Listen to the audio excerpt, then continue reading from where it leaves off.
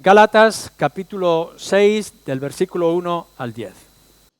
Hermanos, si alguno fuere sorprendido en alguna falta, vosotros que sois espirituales, restauradle, con espíritu de mansedumbre, considerándote a ti mismo, no sea que tú también seas tentado. Sobrellevad los unos las cargas de los otros, y cumplid así la ley de Cristo. Porque el que se cree ser algo, no siendo nada, a sí mismo se engaña. Así que cada uno someta a prueba su propia obra, y entonces tendrá motivo de gloriarse solo respecto de sí mismo, y no en otro, porque cada uno llevará su propia carga. El que es enseñado en la palabra, haga partícipe de toda cosa buena al que lo instruye. No os engañéis, Dios no puede ser burlado, pues todo lo que el hombre sembrare, eso también segará. Porque el que siembra para su carne, de la carne segará corrupción, mas el que siembra para el Espíritu, del Espíritu segará vida eterna. No nos cansemos, pues, de hacer bien, porque en su tiempo segaremos si no desmayamos.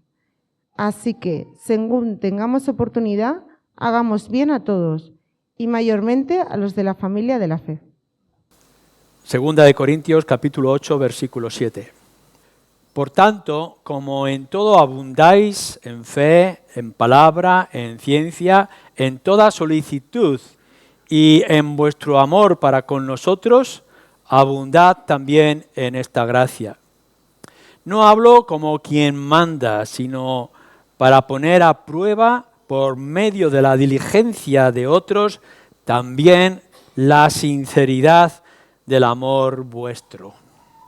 Como ya hemos dicho en un par de ocasiones o de mensajes que estamos hablando acerca de esa generosidad que se estaba pidiendo, ¿no? La ofrenda especial para la obra en Jerusalén, que estaba pasando por tiempos difíciles.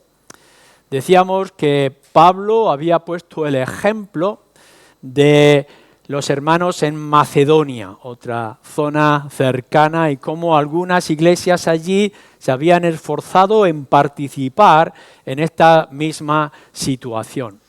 Y de ese ejemplo, Pablo nos daba algunos principios que ya hemos visto y que era importante que nosotros mismos también, igual que la iglesia de Corinto, pudiéramos aplicarnos. Pero lo que vemos aquí ahora ya no es lo que podían haber aprendido de la iglesia o de la zona de Macedonia, sino que ahora Pablo entra a exhortarles. Es decir, lo mismo que habéis visto vosotros o que yo he podido comunicar de estas iglesias, ahora también vosotros actuar de la misma forma. Y fijaros bien cómo Pablo va a entrar en estos próximos versículos, no solamente estos dos, sino lo que va a continuar después. En otras ocasiones, Pablo ha actuado de manera mandataria, es decir, ha venido y ha dicho esto es así y así ha de ocurrir. A veces incluso con una firmeza férrea.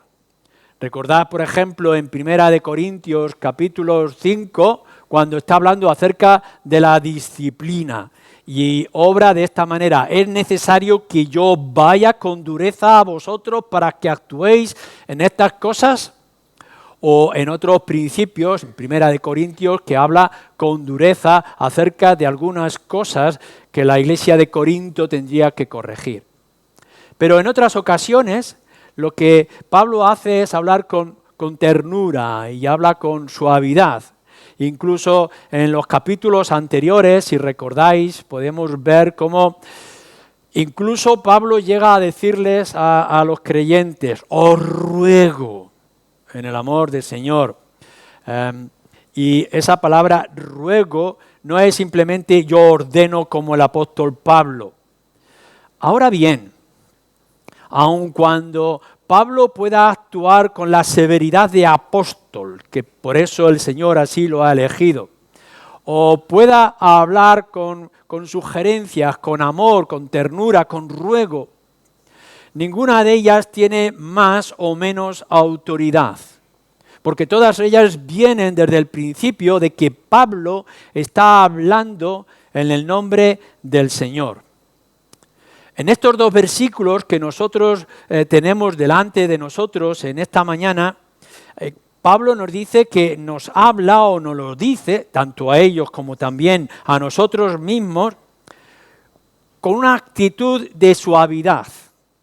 Pero eso no quiere decir que estos no sean mandatos de parte del Señor. Todo aquello que pueda venir a la luz de la palabra de Dios es palabra de Dios. Y a veces lo podemos hacer con ira incluso, cuando alguien está en ofensa y está en pecado y le tenemos que exigir que cambie su actitud y que cambie su comportamiento delante de Dios por las diferentes razones que las Escrituras nos puedan estar diciendo. Pero otras veces se podrá hacer con la suavidad de estar sentados alrededor de una mesa tomando un café. Pero aún así, todo lo que pueda venir de la palabra de Dios es palabra de Dios. Pablo, ni cuando está hablando con autoridad, ni cuando está hablando con sugerencia o ruego, está hablando por sí mismo. En alguna ocasión dice, esta es mi opinión. Es mejor estar soltero por estas circunstancias que estar casado, nos va a decir en algún lugar de la carta a los Corintios. Pero en general, cuando él está hablando, esto es de parte de Dios y por tanto el lector y ahora el que oye tiene que tomarlas en consideración. Si yo puedo hacer alguna sugerencia desde mi propio conocimiento, o puedo llegar a decir algo que a mí me pueda parecer que pueda ser más correcto o no, son opiniones de Luis. Y por tanto no es necesario que las toméis incluso en consideración. Es la opinión de Luis. Podemos estar hablando de política, de deporte, de asuntos sociales, incluso éticos, y podríamos decir, bueno, esto es lo que Luis opina en estas circunstancias. Pero todo aquello que yo pueda decir a la luz de la palabra de Dios, ya no es tanto que yo las esté diciendo, sino que la palabra de Dios, Dios mismo, las está diciendo. Lo que quiere decir es que vosotros podráis ignorar muchas de las cosas que yo puedo decir en otros contextos, pero no tenéis opción de ignorar aquello que yo pueda estar diciendo a la luz de la palabra de Dios. Por eso, en asuntos complicados o delicados que podamos tratar de lo que nos está diciendo las Escrituras, es necesario que cada uno de vosotros analice si yo lo que estoy tratando, por ejemplo, ahora acerca de la ofrenda o acerca de la generosidad o acerca de la economía, si lo estoy diciendo de mí mismo o lo está diciendo la palabra de Dios. Y puedo llegar y deciros a vosotros esto es lo que Dios dice, con una severidad o con una firmeza que sea necesaria por causa de algo urgente, o que lo pueda decir como una sugerencia que nos viene, se desprende de la palabra de Dios, pero sigue siendo palabra de Dios. Ninguno de los que estamos aquí tenemos la opción, a la luz de las Escrituras, de ignorar lo que Dios nos está diciendo o nos está demandando. Por eso Pablo dice, bueno, yo esto lo digo con esta posición, esta actitud, dice, no hablo como quien manda, sino para poner por medio de la diligencia de otros también la sinceridad del amor vuestro. Cuando estamos hablando de generosidad y estamos hablando de ofrenda, podremos estar teniendo todo el cuidado preciso que sea necesario, pero no lo podéis ignorar y no podéis darle la espalda si esto es palabra de Dios. Y fijaros además en esta introducción larga, en tercer lugar, que Pablo está escribiendo esto que está escribiendo para ponerlo a prueba. Es decir, esto que yo os estoy sugiriendo ahora, versículo 7, versículo 8, todo lo que va a venir después es para probaros, es para poder ver si esto es real o no es real en vuestras propias vidas. ¿Sabéis qué? Es muy fácil hablar de ciertas cosas que las Escrituras nos describen. Por ejemplo, acerca de la generosidad. Es muy fácil hablar acerca del amor y de otros principios en actitudes, comportamientos que podamos tener.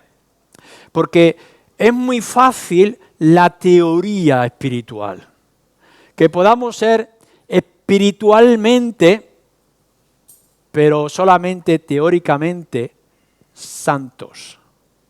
Podemos estar hablando de lo que es importante amar y que nosotros amamos y que lo que es importante cuidar y cómo nosotros cuidamos. Las palabras son fáciles para que puedan salir de nuestros labios, pero la santidad práctica, la santidad que se ve y que se hace, es mucho más difícil. Podemos ir como creyentes, como cristianos que somos y cristianos a la luz de las Escrituras y decirle al mundo entero, fijaros lo que dice la palabra de Dios en cualquier aspecto que vosotros estéis pensando. Claro que es fácil hablarlo, que es fácil comunicarlo, pero es muy diferente vivirlo y sentirlo. No solamente en lo que es este tema que estamos tratando, sino acerca de la oración o acerca de la comunión cristiana, acerca de nuestro comportamiento paternal o maternal como esposos. Pero es otra cosa muy diferente en el momento en que nosotros la hacemos. Si yo pregunto a vosotros, ¿amáis? Es fácil de poder decir, pues sí, amamos. ¿Sois honestos en vuestra vida? Y es fácil decir, sí, somos honestos. Pero lo que Pablo está diciendo aquí ahora en este versículo 8 es, pruébalo. Prueba lo que dices que estás haciendo, cómo estás actuando. Pruébame lo que dices creer. Cuando estás leyendo las Escrituras y las Escrituras nos están demandando un cierto comportamiento y una cierta actitud, no vale delante de Dios simplemente que seamos sinceros de alguna forma a la hora de hablar, sino que tenemos que demostrarlo con hechos. Por eso Pablo está diciendo, después de haberos puesto el ejemplo de Macedonia y haber dado unos principios claros de cómo deberíamos de actuar y de que tiene que abundar aquello que estamos abundando, yo os escribo que probéis ese amor que decís tener y esa actitud que decís que proclamáis. ¿Por qué sabes que eres creyente? ¿Por qué sabes que tienes fe? ¿Porque lo dices? ¿Porque lo has leído? ¿Porque te has aprendido ciertas cosas? ¿O porque ejerces la fe que dices tener? No es simplemente que nosotros digamos tenemos algo. Es necesario que demostremos que tenemos ese algo. Y si vosotros decís que tenéis fe, que sois amantes de la palabra o amantes hacedores de los principios, en el nombre del Señor, probarlo. Y no solamente que lo probéis, sino que los demás puedan verlo y lo puedan sentir. Iglesia de Corinto, dice Pablo, ¿sois generosos? ¿Tenéis una buena actitud? ¿Abundáis en este aspecto? Pues yo os escribo y os digo que lo demostréis. A ver si esto es verdad. Y que lo demostréis de una manera práctica y concreta. Esto es importante en nuestras vidas cristianas. Porque podemos sobreabundar en palabras, pero lo que nos dice las Escrituras, desde incluso el Evangelio de Juan, se nos recuerda, tenemos que sobreabundar en hechos que vienen desde nuestra fe, de nuestra relación o nuestra salvación en el Señor. Lo que Pablo está diciendo aquí, se lo está diciendo en primer lugar a la iglesia de Corinto. Le está diciendo que es en esta iglesia de Corinto que se tiene que ver, que se tiene que sentir, experimentar esta generosidad que está esperando de ellos. Pero también hemos dicho que si esto no se da en cada individuo en la medida que tiene que darse en la iglesia, no se va a ver. Y uno podrá llegar y decir, no, mi iglesia es generosa, o mi iglesia es amorosa, o mi iglesia es ferviente en esta comunión, en otros aspectos. Vale, pudiera ser. Pero lo que se está diciendo es que para que una iglesia sea algo en la práctica, tiene que empezar por ti mismo también. Por eso los principios no se aplican de una manera general y difuminada a una iglesia, sino que tienes que buscar que se aplique de manera concreta en tu propia vida, en tu comportamiento y en tu actitud. Habiendo dejado claro esto, que Pablo puede estar escribiendo con suavidad, con mansedumbre, con afecto a sus hermanos acerca de este principio que después se va a extender, no con ello está perdiendo la autoridad de que es palabra de Dios y que por tanto todos nosotros deberíamos de considerarlo. Y que lo que nos está diciendo tiene que ser una prueba de lo que realmente ha ocurrido y nos ha transformado a nosotros como personas, de pasar a ser meras criaturas, a ser el pueblo visible de nuestro Señor y Salvador Jesucristo. Y entonces, Pablo, fijaros, volvemos ahora otra vez al versículo anterior, al versículo 7, que dice, por tanto, como en todo abundáis en fe, en palabra, en ciencia, en toda solicitud y en vuestro amor para con nosotros, abundad también en esta gracia. En Primera de Corintios, su primera carta que tenemos como revelación o inspiración con nosotros, Pablo ya ha estado escribiendo de manera amplia acerca de los dones.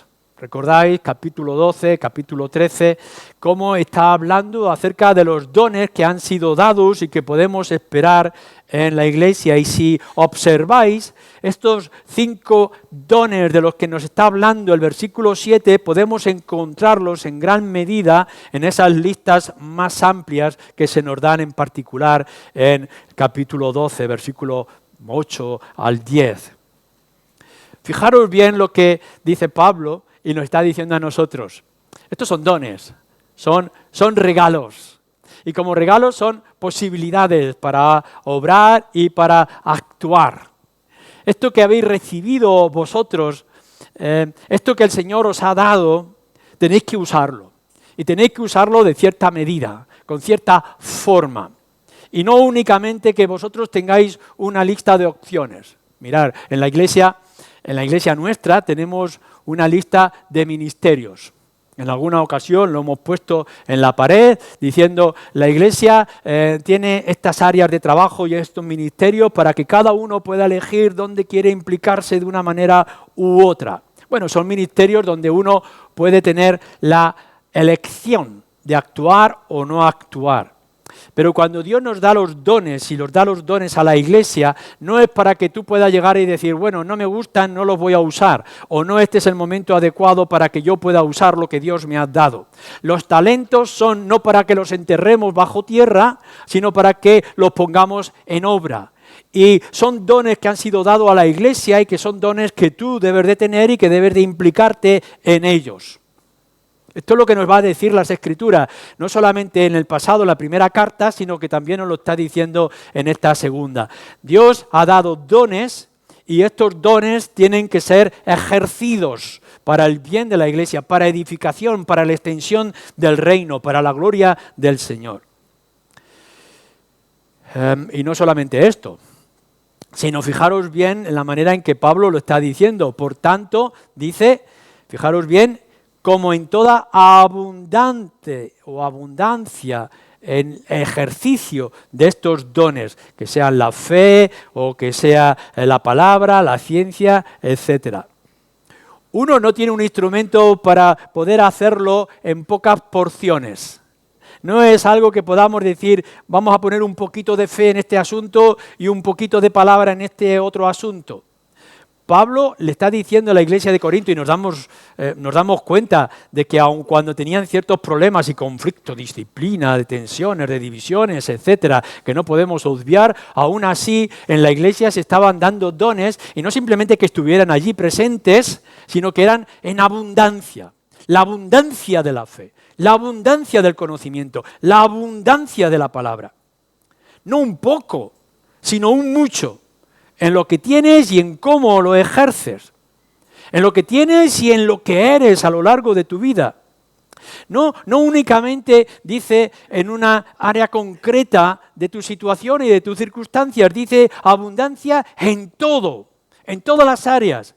Es decir, que si tanto como iglesia o tú como individuo, hombre o mujer, mayor o joven, tiene, por ejemplo, el don y el regalo de la fe, no estamos hablando de la fe, como ahora vamos a ver, de salvación, sino la fe de relación con el Señor. Si tienes fe, o si te ha dado también el don de la palabra o del conocimiento, tienes que ejercerlo en todas las áreas de tu vida.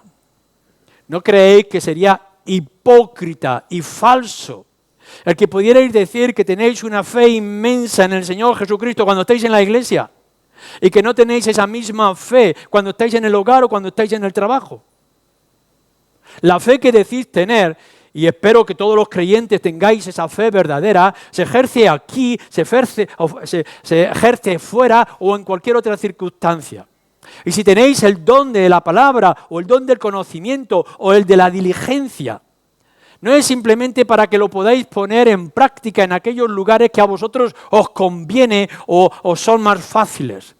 Tiene que haber abundancia de esos dones en todas las áreas que se nos dan de nuestra vida. Es importante para que la iglesia y la obra del Señor crezca y se extienda. Así que Pablo, antes de hablar en esta situación de la generosidad para con los hermanos en Jerusalén, tiene que estar diciéndoles, oye, que abundéis, que estéis excediéndoos en todos estos dones, en todas las áreas que se os pueda permitir el poder ejercerlos. Y entonces ahora vamos y podemos ver estos diferentes dones que se están dando en la iglesia de Corinto, que podemos esperar y que son ilustrativos de otros muchos dones que pudiéramos considerar. La fe, la confianza puesta en nuestro Dios. A veces podemos estar pensando que bueno, como somos verdaderos evangélicos protestantes de pura cepa, que venimos de la Reforma y que conocemos bien lo que es el protestantismo, decimos que la salvación no es por obra, sino que es por fe. Eso lo tenemos muy claro. Y nos repetimos hasta la saciedad el versículo de Juan 3:16. Todo aquel que crea tiene vida eterna. Y lo vamos proclamando por todas partes. La fe salvadora. Muy bien. Gloria sea al Señor porque nos ha dado la salvación por medio de la fe en el Señor Jesucristo. Pero aquí no está hablando de una fe salvadora únicamente. Cuando nosotros decimos tener una fe salvadora, quiere decir que esa fe nos vincula y nos une de manera constante en nuestro Señor. No solamente hemos podido confiar en Cristo para nuestra salvación, sino que confiamos en Cristo para toda nuestra vida cristiana. No podemos haber dicho, creí en el Señor Jesucristo, pero ahora mi vida sigue igual como antes. Cuando está hablando aquí Pablo, como lo hace también en 1 Corintios, no está hablando de que tenemos abundancia de fe que nos salva, confiar en la obra y la persona del Señor Jesucristo en la cruz, que para eso vino a redimir a los pecadores, sino en esa fe que nos hace depender y nos hace abrazar de manera constante a nuestro Señor Jesucristo. ¿Alguno de vosotros, pregunto, ha tomado la mano del Señor Jesucristo para salir del infierno y ha soltado la mano del Señor Jesucristo para vivir esta vida? ¿No pensamos que en el momento mismo que nosotros tomamos la mano de Cristo o Cristo nos toma a nosotros, no es solamente para rescatarnos de la culpa y del infierno que nos iba a condenar, sino que tomamos esa mano para que nos guíe todos los días de nuestra vida hasta que estemos en su presencia. Es todo lo que nos dice y nos enseña las Escrituras, que Cristo no es solamente nuestro Salvador en la cruz, sino que además es nuestro Señor a lo largo de toda nuestra vida. No está diciéndose que nosotros hayamos podido poner fe en un principio, pero que la hayamos abandonado a lo largo de toda nuestra vida cristiana. Si alguno de vosotros no ve ahora en su vida regular y constante fe en el Señor Jesucristo, se tiene que preguntar que a lo mejor, no tiene aquella fe salvadora que le ha hecho nueva criatura. Nunca podremos soltar la mano de nuestro Señor. Cierto es que el Señor no nos va a soltar de la mano, pero lo que nos está diciendo aquí es que nunca nosotros podemos atrevernos a dar un paso que no sea por medio de la fe en nuestro Señor Jesucristo. Y Pablo lo que está diciendo aquí es: vosotros los creyentes en Corinto estáis abundando en esta fe. Y lo que yo tengo que preguntaros a vosotros ahora en Ciudad Real, en el 2024, ¿estáis abundando en esa fe que decís tener y que habéis puesto en el Señor Jesucristo cuando os convertisteis? ¿Se puede ver y se puede sentir? No me vale con que uno pueda estar recordando que hace meses, hace años, de alguna manera, en su juventud o incluso en su infancia, tomó la decisión por el Señor Jesucristo. No me vale con que recordemos el testimonio del pasado. Tenemos que ver que esa fe es genuina y es viva y no está muerta, no es de plástico, en nuestra vida constante. El segundo don que nos está hablando aquí es el de la palabra. Y que es una palabra que también debe ser abundante en todo. Y los comentaristas se dividen en dos posibilidades. Puede ser que este don de palabra sea el del testimonio, el de la proclamación, que pudieran estar hablando los corintios en el mercado, en los negocios, en la familia, con los vecinos alrededor de esa fe que habían recibido, de esa salvación. O pudiera ser que la palabra de la que está refiriéndose aquí Pablo sea el de la doctrina, el de haber recibido el conocimiento, el saber, las verdades bíblicas que ahora nosotros tenemos aquí. No importa. En realidad no importa si lo que aquí Pablo se está refiriendo es al testimonio que tú puedas estar dando o a ese conocimiento y revelación que tú hayas recibido acerca de la palabra de Dios. Me remito a lo que nos dice el apóstol Pedro en el libro de Hechos, capítulo 4, versículo 20. Cuando le están pidiendo pruebas o le están exigiendo algo que va en contra de sus propias conciencias.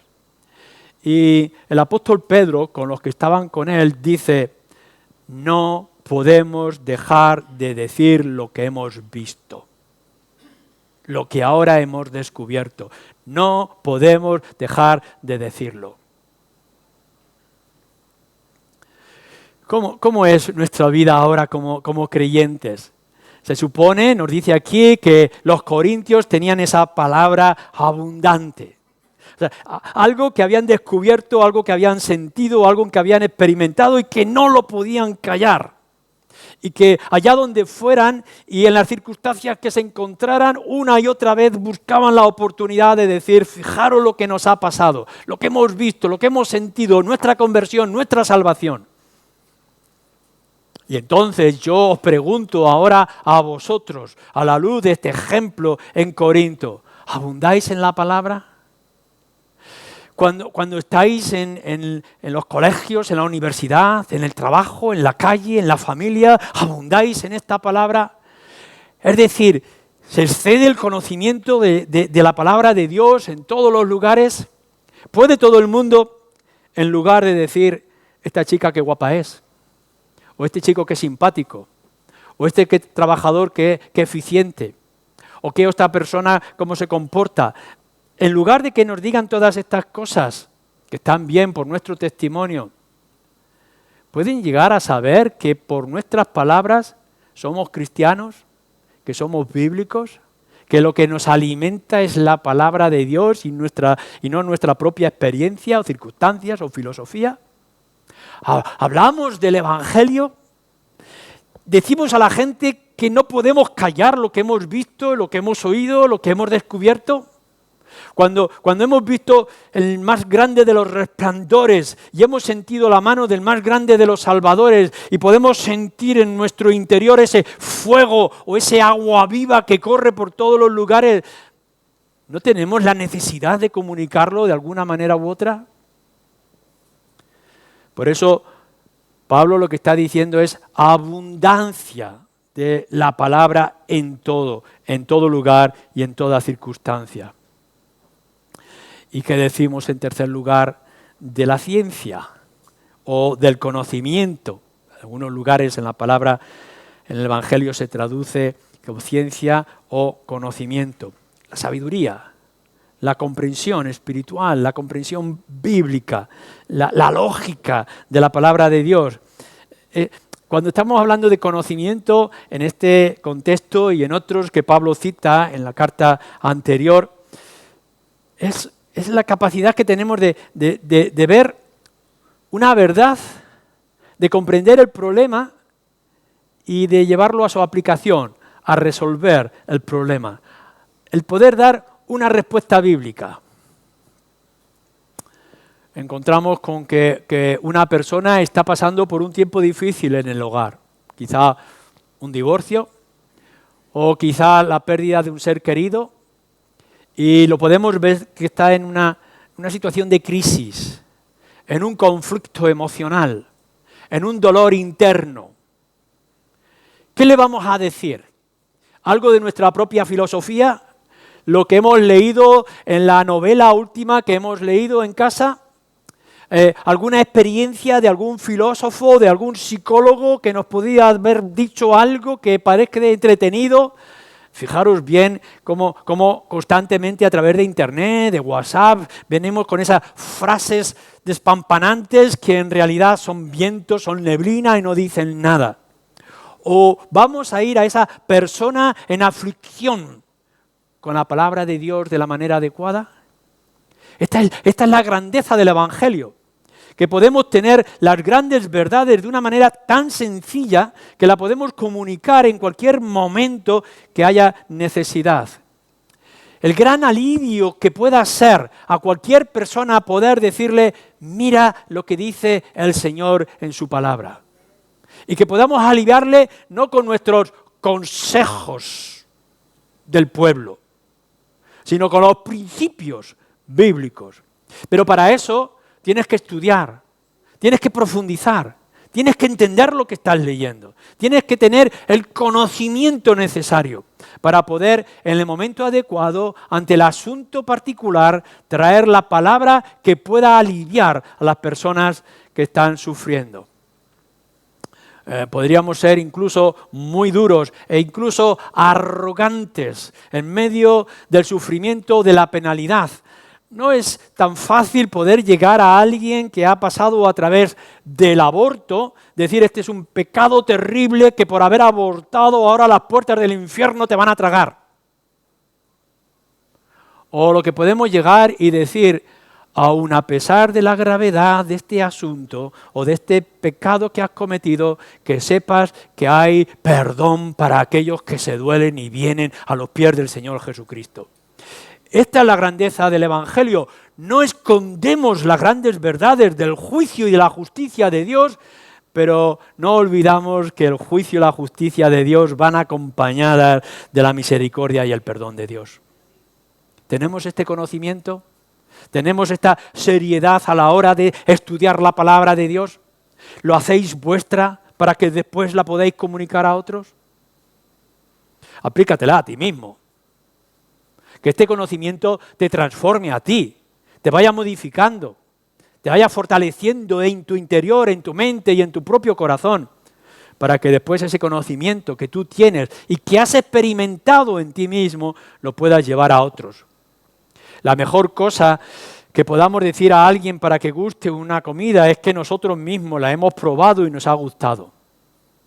Podemos estar diciendo cuán bueno es ciertas arepas cuando nunca hemos probado las arepas. Pero después de haberlas probado, poder llegar y decir, pruébalo, porque a mí me ha hecho bien. Esta es la grandeza del Evangelio. Conoce para ti mismo las bondades y la fuerza del Evangelio y que después lo puedas transmitir y llevar a otros. En cuarto lugar, solicitud, diligencia. Ya lo hemos hablado unas líneas anteriores en el capítulo 7, el versículo 11. La dedicación y el esfuerzo. Fijaros que viene alguien y os pone en las manos una herramienta prodigiosa, extraordinaria. Algo que puede aliviar o puede arreglar los elementos más deteriorados y más dañados. Aquí lo tenemos. Esta herramienta, este instrumento te puede ayudar. Pero vamos a tener cuidado, no la vamos a usar en todas las circunstancias, la vamos a mimar, la vamos a guardar entre paños para que no se pueda dañar. O enseguida que podemos descubrir el manejo, no vamos intentando usarla en todas las circunstancias y de todas las formas. Si es la herramienta prodigiosa que decimos tener, ponemos diligencia a la hora de aplicarla. Aquí nos ha puesto el Señor el Evangelio, la Escritura. Y de pronto leemos las maravillas de las cartas de Pablo a los Corintios o del poder de los Evangelios, como puede ser el de Marcos o puede ser el de Juan. ¿Y ahora qué hacemos con ellos? Vamos a usarlo, vamos a extenderlo. He aquí la solicitud, la diligencia. Si ahora yo tengo esto, lo voy a ejercer con todas las posibilidades. Me voy a esforzar a buscarlo en todo momento. La diligencia va en contra de la pereza. Y es verdad, tenemos que considerar que la mayoría de nosotros muchas veces sufrimos de pereza espiritual. Tenemos las verdades, pero tenemos pereza para utilizar las verdades y los principios de las Escrituras. Y lo que nos dice la Escritura, fijaros bien, lo hemos citado varias veces en Santiago capítulo 4, versículo 17. Y esto es para cada uno de nosotros. El que sabe hacer lo bueno y no lo hace, le es pecado. ¿No lo hemos mentalizado?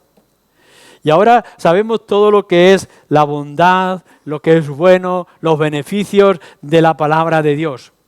Tenemos la Biblia más preciosa, más extraordinaria, con un borde de oro estupendo y unas portadas duras de piel genuina. Y la guardamos en nuestra estantería con un valor porque nos viene de la abuelita. Pero la Biblia no está para ser guardada con cantos de oro y portadas de piel. La Biblia está para que la usemos, para que la proclamemos y que tengamos el carácter, el ánimo, la predisposición, la diligencia para poder aplicarla. El esfuerzo de poder imaginarnos o ingeniarnos de qué manera yo puedo ofrecer o obrar, actuar desde los principios bíblicos que hemos aprendido. El que sabe hacer lo bueno y no lo hace, que tenga en cuenta el pecado que está cometiendo. Y en quinto lugar nos dice del amor fraternal, este versículo 7. Y una vez más, la división está entre si se refiere aquí Pablo a ese amor que Pablo tiene con los suyos hacia la iglesia de Corinto, donde ha obrado con la actitud que ya se nos revela en otros lugares, o se está refiriendo el amor de los corintios que han demostrado de alguna forma, con el caso que nos ha revelado el testimonio de Tito, para con Pablo. Y volvemos a decir, no nos importa. No nos importa si aquí lo que está tratando es cómo pueden ver ellos el profundo y sincero amor de Pablo para con ellos o ese sincero amor que ellos tienen para con Pablo.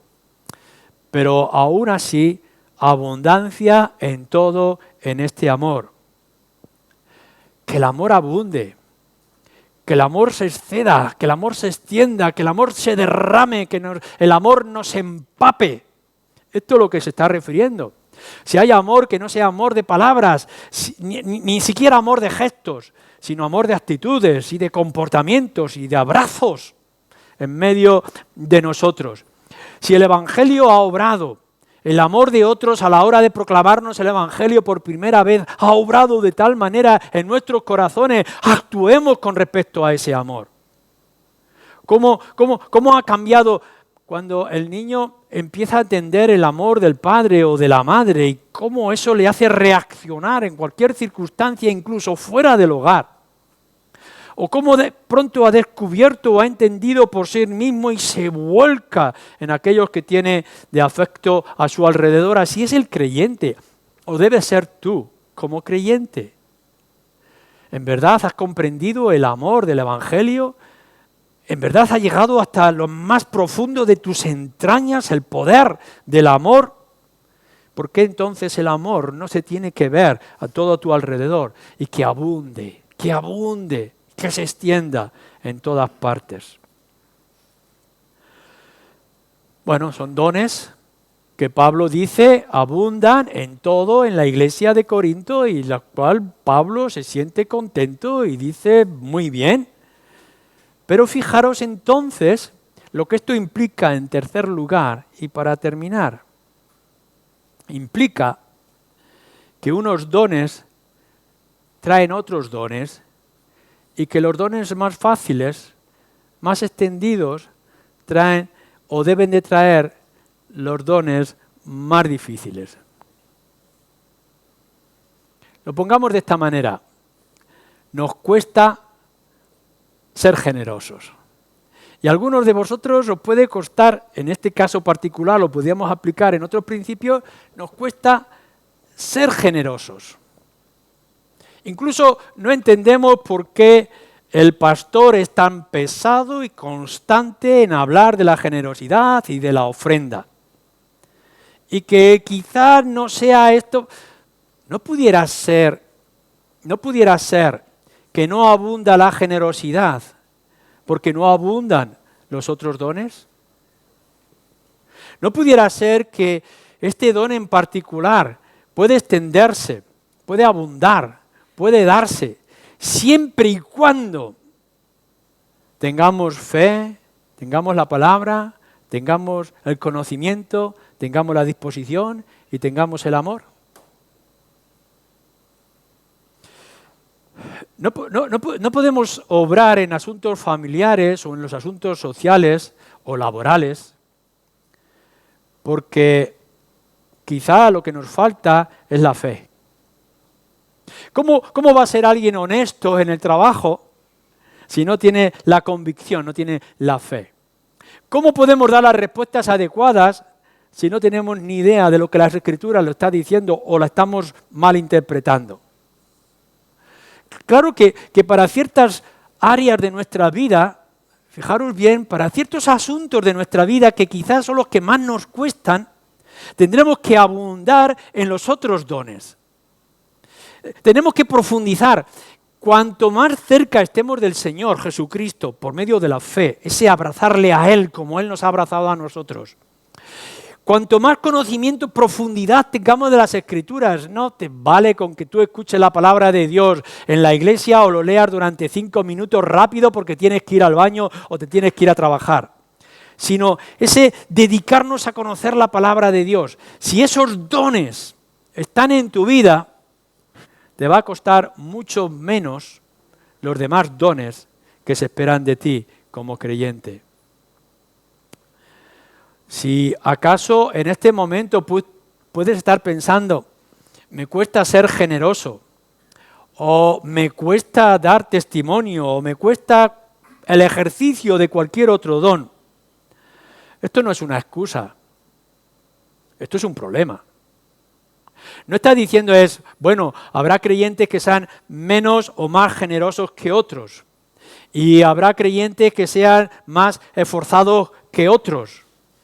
Esto no es cuestión de que unos más y unos menos. La escasez o la falta de unos dones como el de la generosidad quizá están demostrando que no hay abundancia de los dones que se deberían de esperar que un creyente deba de tener o una iglesia. No podemos poner excusas, sino que tenemos que revelar el problema y la falta. Pero lo miramos de manera opuesta y de manera contraria. De la misma forma que nos cuesta obrar o actuar con el amor generoso y la misericordia, porque quizá no abundamos en las demás cosas que deberíamos de abundar, lo contrario también es posible. Y he aquí la maravilla del Evangelio. Cuanto más abundéis en fe, más generosos vais a ser. Cuanto más conocimiento tengáis de las Escrituras, más generosos vais a ser. Cuanto más celo tengáis por llevar la palabra de Dios, más generosos vais a ser. Cuanto más diligente sea en todas las demás áreas de vuestra vida y en el ejercicio de vuestros dones, más diligente vais a ser en la generosidad para con otros. Cuanto más amor podáis mostrar a los seres queridos que están a vuestro alrededor, más amor podréis mostrar en la generosidad y la extensión del beneficio. ¿Qué es lo que vamos a hacer? ¿Qué es lo que podemos hacer? Hermanos y hermanas, vamos a profundizar en estos dones. Vamos a buscarlos para nosotros como iglesia y los tienes que buscar tú como individuo. Fortalece tu fe, fortalece tu conocimiento de las Escrituras, fortalece tu testimonio y tu proclamación, fortalece tu actividad, tu diligencia a la hora de actuar. Fortalece la intimidad de ese afecto posible que tengas en tu corazón de amor para con los hermanos. Y entonces podrás ver cuán fácil es desprenderse de las cosas para la gloria de Dios y el bien de los que están a nuestro alrededor. Y entonces recordamos lo que nos dice también las Escrituras, y nos recuerda también Pablo. ¿Sabéis qué? Siempre, siempre, siempre es mejor dar que recibir. El no creyente o el que está flojo en su fe, conocimiento, palabra, diligencia, amor, podrá llegar y podrá sentir que lo que busca es recibir, que le den. Voy a la iglesia para que me den, para que me llenen, para que vuelva esa satisfacción, el gozo, poder recibir cosas. Pero en cambio, cuanto más profundizamos en el amor de Cristo y en la riqueza de las Escrituras, y en el poder de la luz del Evangelio para con los demás, más privilegio tendremos en poder dar y poder obrar para los que están a nuestro alrededor. Y vendremos aquí, no simplemente para recibir, sino por el inmenso don que Dios nos da, esta gracia que nos da, que podamos venir a este lugar, en este día y en este momento, no únicamente para recibir, sino también para dar. Y que cualquier actividad, cualquier reunión, cualquier compromiso, cualquier oportunidad que podamos tener en nuestra vida no es simplemente buscando un beneficio para nosotros, sino el inmenso don que Dios permite tener delante de nosotros para que podamos dar afecto, tiempo, compromiso y dinero si fuera necesario. Que el Señor nos ayude a enriquecernos en todo y a enriquecernos en la generosidad, que es necesario en un tiempo tan difícil y tan duro como el que estamos viviendo. Amén.